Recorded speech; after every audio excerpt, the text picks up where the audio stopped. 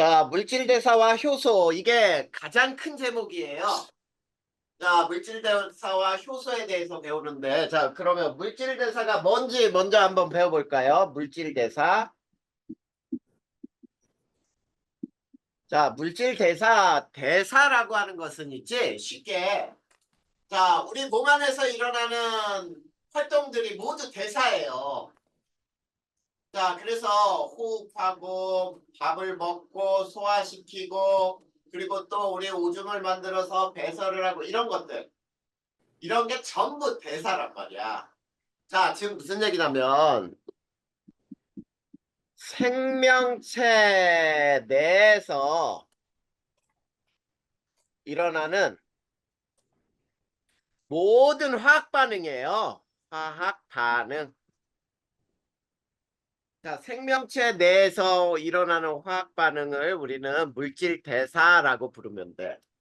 자, 그러면 이 물질 대사의 특징은 어떤 특징이 있느냐라고 한다면은, 자, 물질 대사 과정에서는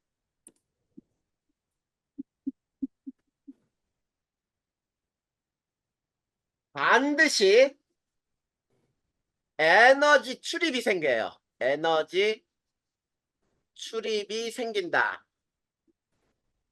어떤 경우는 에너지를 흡수하고 어떤 경우는 에너지를 방출하고 이렇게 흡수하고 방출하는 이런 반응이 생기는 게 물질 대사야. 그 다음에 또 이 물질 대사에서는 반드시 과정에서는 있지 반드시 효소가 관여를 해요.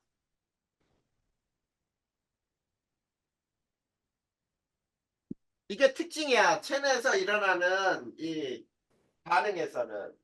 그리고 자, 이 체내에서 일어나는 모든 물질대사 과정은 있지. 물질대사 과정은 한 단계로 바로 일어나지 않아요. 반응은 여러 단계를 거쳐 일어나게 되는 거예요. 이게 물질대사의 아주 커다란 특징이라고 할 수 있어. 자, 그러면 우리가 물질대사를 두 개를 구분을 한번 해보고 그리고 생명체 내에서 일어나는 반응과 생명체 밖에서 일어나는 반응을 두 가지를 비교를 해줄 거야. 자, 그러면 물질대사의 종류.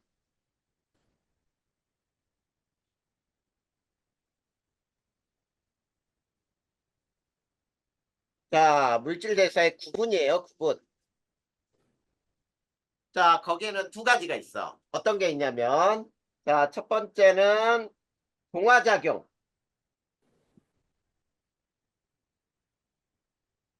그 다음에 두 번째는 이화작용이라고 있어요.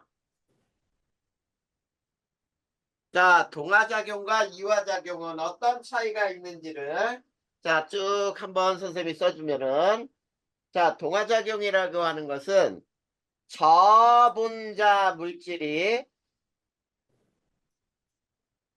고분자 물질로 변해요. 근데 이화작용은 반대야. 고분자 물질이 저분자 물질이 돼요.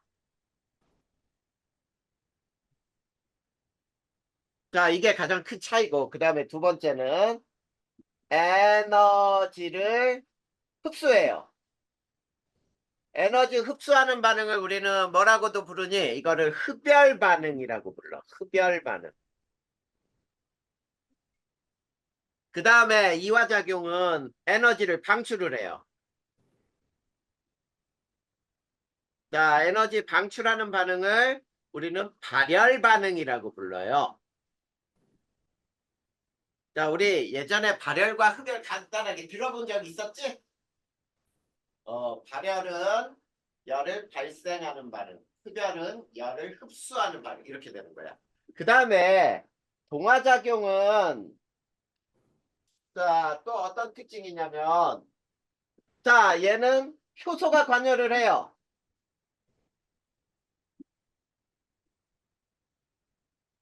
자, 얘도 효소가 관여를 해요. 자, 위에서 뭐라 그랬냐면 생체 내에서 일어나는 물질 대사는 반드시 효소가 관여한다라고 얘기했잖아. 그러니까 동화든 유화든 효소가 반드시 관여를 해야 돼요. 자, 그 다음에 자, 얘네들의 대표적인 예가 뭐가 있냐면 광합성. 자, 광합성은 우리 알고 있잖아. 뭐니? 식물의 엽록체에서 물과 이산화탄소를 이용해서 비대에너지를 흡수해서 포도당과 산소를 만들잖아. 그렇지? 그게 광합성이야. 이게 동화작용이에요. 또는 생체 내에서 단백질이 합성이 돼요.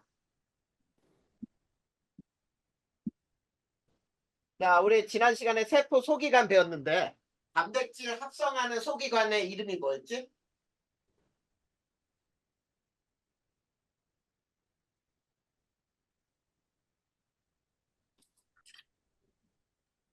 잘 생각 안 나지? 거기에 라이보솜 있어요? 또는 이거를 선생님이 리보솜이라고도 부른다 그랬지? 이 리보솜은 어떤 특징이 있어? 막이 없다 그랬죠? 막이 없고 그리고 여기에서 단백질을 합성한다 그랬잖아. 맞죠?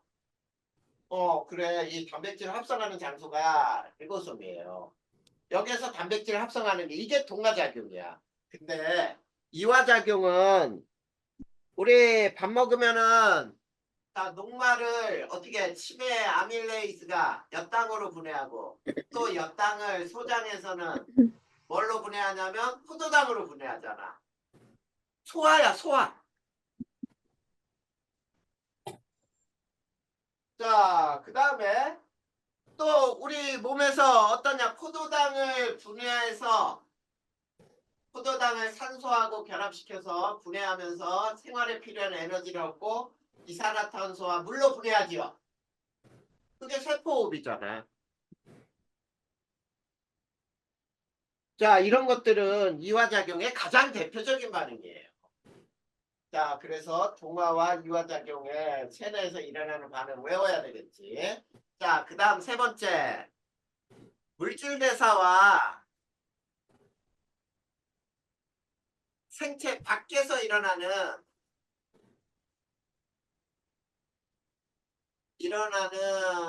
반응을 비교해보자. 자, 그거를 예를 들면 이거예요. 예. 물질 대사와 연소. 자, 연소라고 하는 것은 우리 가스를 태운다, 종이를 태운다 이런 거잖아. 그렇죠? 그래서 그 두 가지를 비교해 줄 거예요. 첫 번째 물질 대사. 그 다음에 두 번째 연소. 자, 물질 대사 중에 우리 이화를 한번 살펴볼까요? 이화. 자, 이화라 그랬으니까 앞에서 작용한 거에 자, 첫 번째. 자, 고분자를 저분자로 만들죠. 자, 연소도 고분자를 저분자로 만들어요. 이건 같은 거네. 그리고 두 번째, 여기는 효소가 관여를 해요. 근데 여기는 효소가 관여하지 않아요. 효소가 관여하지 않는다. 그 다음에 물질 대사는 자, 여러 단계를 거쳐 일어나요. 여러 단계로 반응이 일어나요. 근데 자, 연소는 자, 나무 태우는데 또는 종이를 태우는데 여러 단계를 일어나? 타면 그냥 한 번에 타는 거지. 그치? 즉, 한 단계로 한 번에 반응이 일어나요.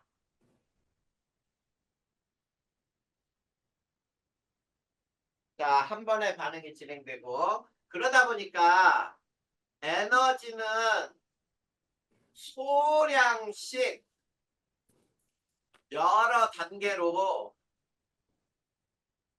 방출이 돼요. 그런데 연소는 에너지가 한꺼번에 방출이 돼요.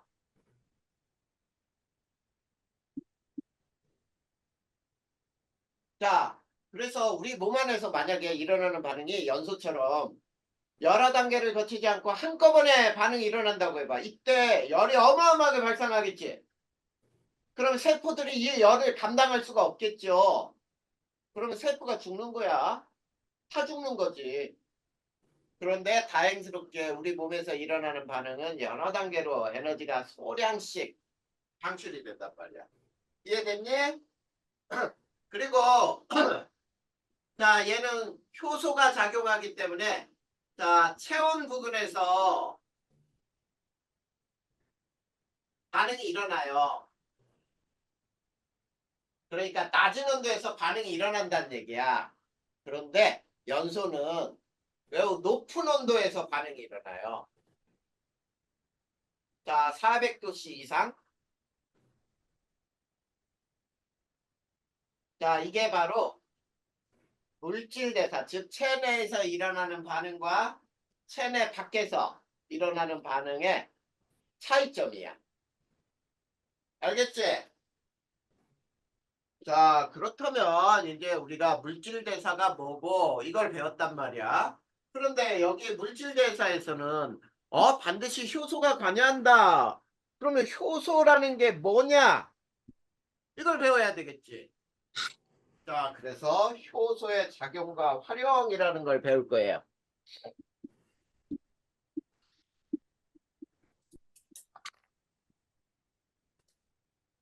자, 효소의 작용과 활용.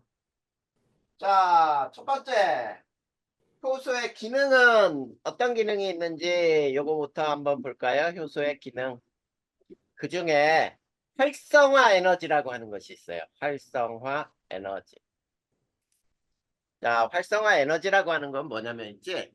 반응물이 생성물이 되기 위해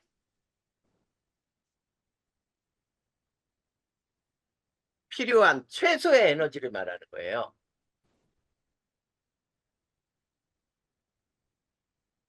그러니까 반응물이 생성물이 될 때 최소한의 에너지가 있어야 돼. 아무렇게나 막 반응이 일어나지 않는다는 얘기거든.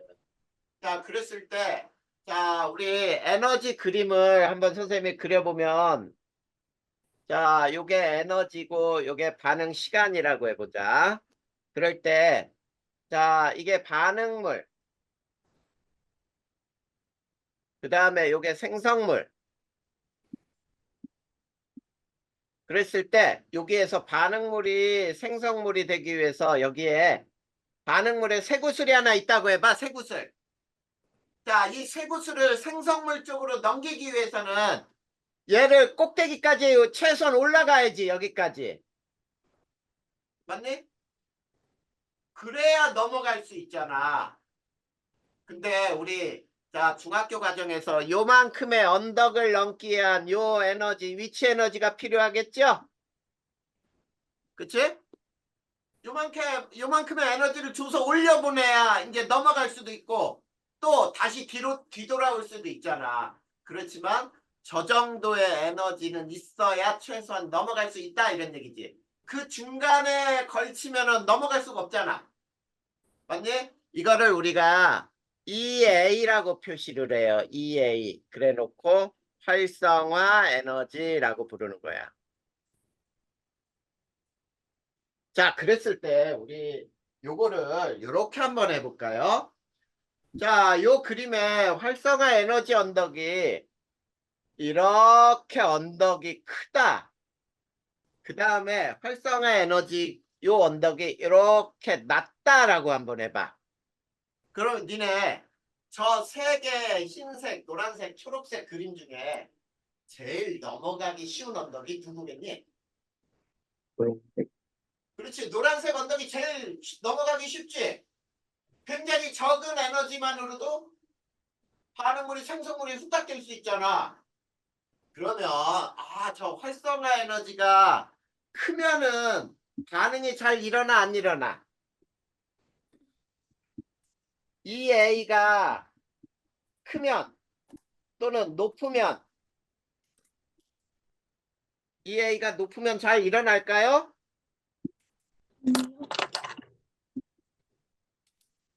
반응 속도가 느릴까 빠를까? 내려요. 느리다 이렇게 되겠지? 잘 안 넘어가니까 반응이 훨씬 느려질 거란 뜻이에요. 이해됐니?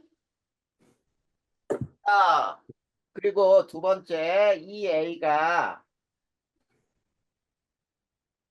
낮으면 반응 속도가 빠르다 이렇게 얘기할 수 있잖아. 이게 바로 활성화 에너지라고 하는 특징이에요. 그러면 두 번째 효소라고 하는 거는 뭐냐? 이제 배워보자. 효소. 자, 세 번째 효소는 뭐냐? 효소. 효소는 우리가 뭐라고 부르냐면 생체 촉매라고 불러요. 생체 촉매. 생체 촉매. 그러면 생체 촉매. 촉매가 뭐냐를 알아야 되겠지. 촉매. 자, 촉매라고 하는 것은 이제 자신은 반응하지 않고요. 자,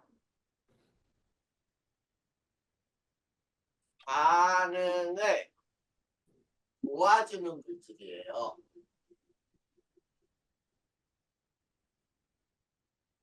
자, 자신은 반응하지 않아. 절대로 자신은 변하지 않아요. 자, 즉 이 말을 자신은 변하지 않는다 이렇게 볼까요? 자신은 변하지 않으면서 반응을 도와줘. 또는 빠르게도 할 수 있고 느리게도 할 수 있는데 우리가 이 효소라고 하는 것은 효소는 잘 봐. 자, 주 성분은 단백질이에요. 자, 효소는 주성분이 단백질인데 무엇을 낮추냐면 활성화 에너지 EA를 낮추어. 자, 저 활성화 에너지 언덕이 낮아졌으니까 반응 속도가 어떻게 되겠어? 빨라지겠지? 반응 속도를 빠르게 하는 물질. 반응 속도를 빠르게 하는 물질. 이게 바로 효소의 작용이에요. 자, 그래서 그림을 다시 한번 그려볼까요? 이렇게 이게 시간이고 이게 에너지야. 그럴 때 이게 반응물. 그 다음에 이게 생성물. 그랬을 때 이렇게 해놓고 자, 요거는 효소가 없을 때 활성화 에너지예요.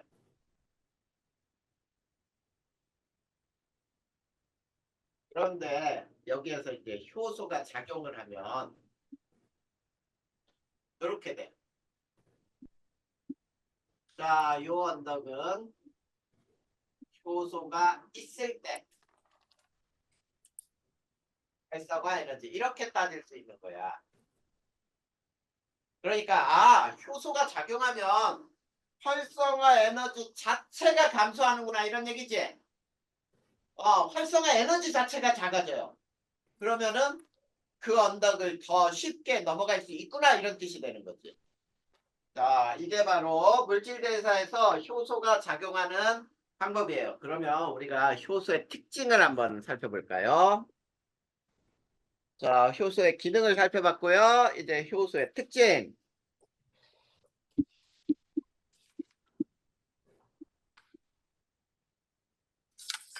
자, 효소라고 하는 것은 자, 아까도 얘기했지만 주성분이 뭐라 그랬죠? 단백질. 주성분은 단백질이라 그랬죠. 자, 우리 단백질은 무엇의 단위체가 모인 게 단백질이었지? 우리 배웠어. 단백질은 무엇의 결합으로? 그래, 아미노산. 아미노산은 20종이 있었잖아. 이 아미노산의 펩타이드 결합으로 단백질이 만들어진다 그랬잖아. 그러면 있지, 이 아미노산들이 결합을 할 때 펩타이드 결합 때문에 꺾이고 휘어지고 3차원적 구조를 갖는다 그랬잖아. 그래요. 주성분은 단백질이므로 고유한 3차원적인 구조를 가져요. 자, 이런 3차원적인 구조를 갖다 보니까 자, 어떤 현상이 나타나냐면 효소의 기질의 특이성이 나타나요. 기질의 특이성. 자, 효소의 기질의 특이성이라고 할 때 기질이 뭐냐면 자, 기질이라고 하는 것은 효소와 반응하는 물질이에요. 이거를 우리가 기질이라고 불러. 근데 자, 기질의 특이성은 하나의 효소는 있지? 하나의 효소는 자, 그 3차원적 구조와 맞는 하나의 기질과만 반응한다.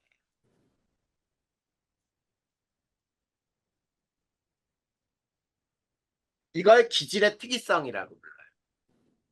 자, 지금 무슨 얘기냐면 효소가 이렇게 생겼다고 한번 해볼까요? 효소가 이렇게 위에가 이렇게 생긴 게 이게 효소라고 해보자. 자, 그러면 요 효소하고 딱 맞는 것이 뭐냐면 이렇게 생긴 놈이 맞죠? 여기에 이렇게 여기가 네모나고 그 다음에 여기 뾰족하고 이렇게 돼야 결합을 할 수 있겠지? 이게 기질인 거야. 이게 기질. 근데 잘 봐. 요게 있지? 어떻게 변하냐면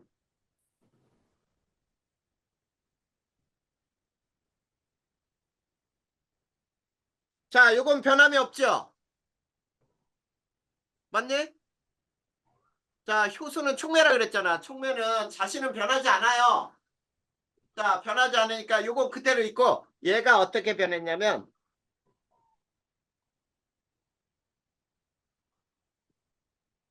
자, 요게 이렇게 분리가 돼. 그러면 요 두 개를 뭐라 그러냐면 생성물이라고 부르는 거야. 생성물. 자, 저기에서는 기질이 붙어 있었잖아. 그런데 효소의 작용으로 네모하고 세모 있는 쪽에서 딱 떨어졌죠? 이게 반응한 물질이에요. 반응해서 생긴 물질이야. 그래서 이게 생성물이 되는 거죠. 이해됐니? 이 반응 물질 기질이 반응물이라는 뜻이에요. 자, 요걸 효소의 기질의 특이성이라고 부르는 거야. 자, 기질의 특이성이라는 건 아까 말한 대로 뭐라고요? 하나의 효소는 하나의 반응물과만 작용을 해. 근데 왜? 효소는 주성분이 단백질이다 보니까 고유한 3차원적인 구조를 갖고 이 3차원적인 구조와 딱 들어맞는 기질과만 결합할 수 있기 때문이야. 그러니까 쉽게 예를 하나 들어볼까요? 이런 거지. 예. 우리 아밀레이즈는 침 속의 아밀레이즈는 무엇만을 분해하죠? 어? 산소. 다시 우리 침 속에 있는 아밀레이즈는 뭘 분해한다고? 침 속에 있는 거는 녹말을 분해하고요. 녹말을 뭘로? 엿담으로. 그래서 아밀레이즈는 녹말과만 반응하여 엿당으로 분해한다.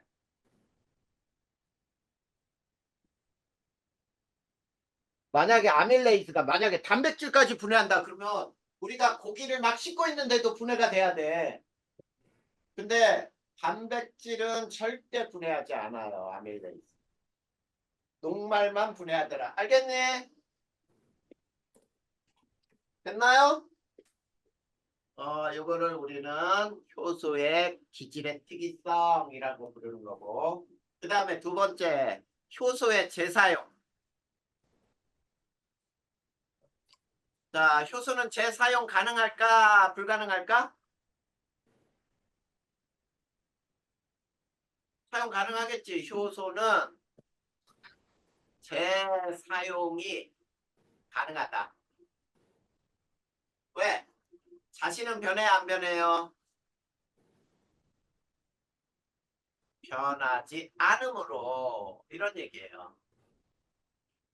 자, 효소라고 하는 건 촉매로 작용해서 자신은 변하지 않기 때문에 재사용이 가능하다. 무슨 말인지 알겠지? 자, 그랬을 때, 자, 효소의 생명활동 이제 나와 있는 거 한번 볼까? 우리 생체 내에서 효소의 생명활동.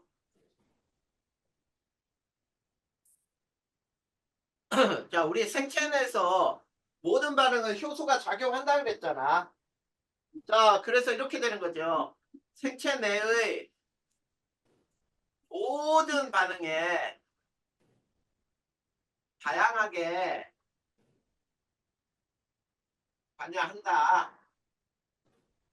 그러면 다양하게 관여를 하는데 그 예를 들면은 이런 거죠. 자, 소화기관에서 자, 음식물의 소화죠. 자, 단백질 분해에서는 단백질만을 분해할 거야. 그리고 녹말 분해에서는 녹말만을 분해할 거고. 그 다음에 자, 우리 성장에 필요한 물질의 합성. 성장에 필요한 물질 합성. 체내에서 물질이 합성되는 경우도 효소가 작용한다 그랬잖아. 그 다음에 자, 역시 우리 출혈이 발생했을 때 혈액이 응고돼야죠. 그치? 혈소판이 터지면서 혈액을 응고시키잖아. 이런 것도 다 효소가 작용해야 된다는 뜻이에요. 자, 그 다음에 우리가 이제 이런 효소의 활용은 자, 이거는 제목만 읽어도 돼요. 자, 식품에 효소의 활용이 돼요. 식품에. 자, 우리 식품에 효소가 활용되는 예를 보면 김치 있지, 김치. 김치 우리 발효식품이라고 하잖아. 거기에 효소 있어요. 그쵸? 식품에도 사용되고, 그 다음에 의약품에도 사용되지요. 그 다음에, 자, 생활용품에도 사용되고요. 생활용품에 특히, 이거 제목만 써줄 테니까 그냥 읽어보면 돼요. 생활용품 중에 우리 빨래를 할 때 있지. 그냥 물에다가 넣고 빨래를 하면 잘 안 빠져. 때 같은 게. 왜냐면 우리가 옷을 오랫동안 입으면 어때? 목 같은데 막 단백질, 기름, 지방 같은 게 막 묻어서 시커매지지? 이런 거 빼려면은 효소가 작용해서 지방 분해 요소 또는 단백질 분해 요소 같은 게 같이 작용을 해. 이런 것들이 바로 생활용품에서도 사용할 수 있고, 그 다음에 뭐 여러 가지, 네 번째, 기타, 산업에서도, 산업. 자, 공업, 농업에서도 사용될 수 있죠. 자, 산업에서 사용된다는 말은 무슨 얘기냐면, 우리가 이제, 어, 공업용수, 폐수야, 폐수. 니네 공장에서 썼던 물을 강에다 직접 내버리면 어떻겠니? 오염이 돼갖고 물고기들 다 죽고 냄새, 썩은 냄새 나고 그럴 거 아니야. 그런 물들을 정화시킬 때도 이런 효소를 사용할 수가 있는 거예요. 알겠지? 자, 그러면 우리 뭘 배울 거냐면 자, 뒷장 148쪽 봐봐. 이거는 이미 지난 시간에 배웠다. 자, 등장액에 적혈구 넣었을 때하고 식물세포 넣었을 때 뭐 이런 거 설명했었지? 그거 다 설명했던 거고요. 한 번 더 넘겨보면 뭐가 나오냐면 효소의 작용 원리에 관한 실험해가지고 나와 있어. 한국 B죠? 자, 거기에 그거 실험을 설명을 하나 해줄 거야.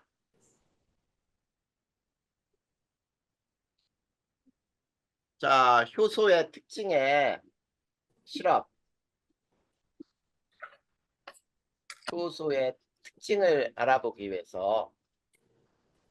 자, 뭐가 있냐면은 과산화수소,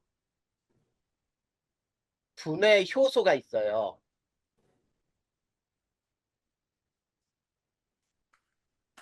카탈레이스라고 하는 게 있어. 카탈레이스.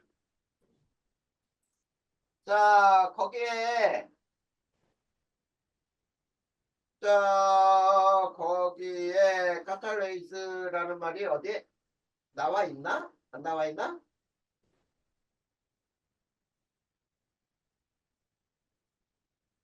거기에는 카탈레이스라는 말은 안 나와 있다. 그치?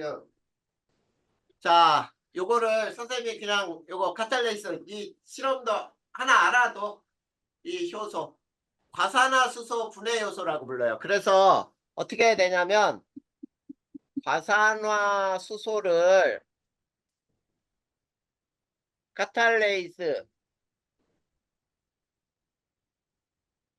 작용을 하면 물하고 산소로 분해가 되거든. 자, 요거를 화학식으로 쓰면 이렇게 돼요.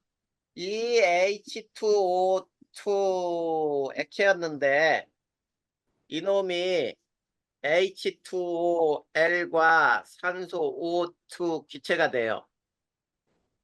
그래서 이렇게 되는 거야. 이 H2O2가 이 H2O 그다음에 O2 이렇게 분해가 돼. 자, 그랬을 때 자, 여기에는 과산화수소.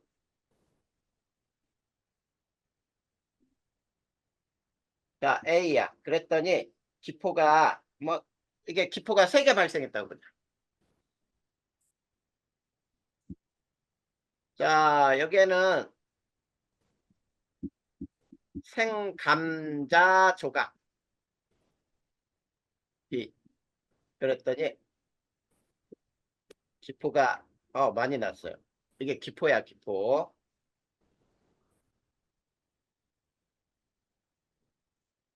그 다음에 여기에 삶은 감자 조각을 넣었어. 그랬더니 기포가 이렇게 3개밖에 안 나와. 자, 처음 거하고 똑같죠? 기포 3개. 자, 지금 무슨 얘기냐면 자, 생감자 속에는 자, 과산화수소 분해 요소가 있다는 얘기예요. 분해 효소가 있어. 반응이 빠르게 일어나요.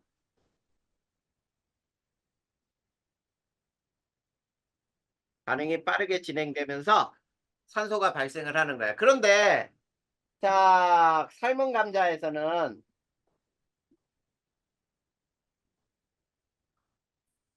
자, 효소가 열을 받아 변형이 돼 버리는 거야.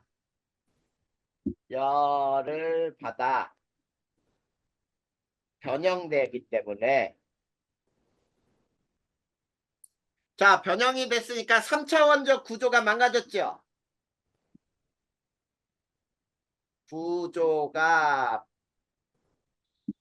망가져 효소의 기능이 사라졌다는 얘기예요.